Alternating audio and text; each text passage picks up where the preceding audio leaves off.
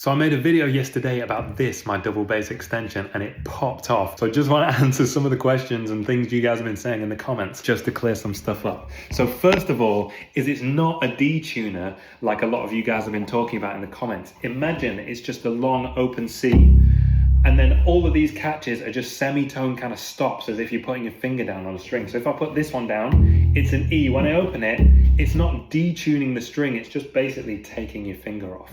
So if I play a G here with the E catch down, if I then undo this, it's still a G. The string length only stops wherever my fingers are, so I'm not detuning the string. I hope that makes sense. Whereas a lot of you guys have been talking about like the hip shot extenders, they actually detune the string. So if I kind of imagine this is a hip shot tuner, then this detuning the string would then mean all my fingers were in a different place. It would kind of change the positions and the fingerings, and this isn't that. A lot of you guys have been talking about Kubicki Factor bass guitars, and they're the only bass guitar, as far as I know, that employ the same system. So I think if you open the catch, they maybe go down to a D, but they don't detune just like this doesn't. And they're amazing bass guitars. They sound so good. Super kind of futuristic style. They're wicked. Number two is a lot of you guys have been saying, why don't you just play a 5-string? Now I love 5-string double basses, but here's a couple of reasons why I don't play one.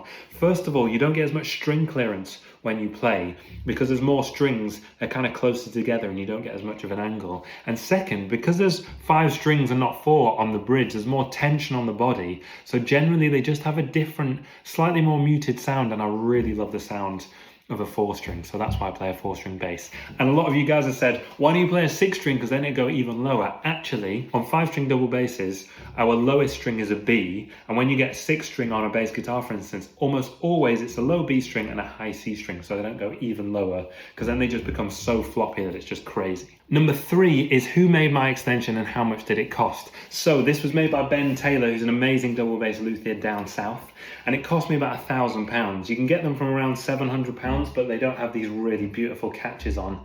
And Ben's done such a good job, because this has got a tiny scroll, this double bass, so he's kind of really worked it so it fits really nicely. Oh, and it's really comfy. Look at that. Look at these grooves that he's put in there. So nice to play. So that's who made it. And then number 4, and finally, is a lot of you guys have been saying, well, why don't you just play the tuba? Mate, I love the tuba. I used to live with a beautiful tuba player. It sounds great, but double bass wins every time for me. Anyway, I hope you've enjoyed this, and if you have, please drop me a follow. I'll see you guys tomorrow on Daily Bassist, and until then, take it squeezy lemons.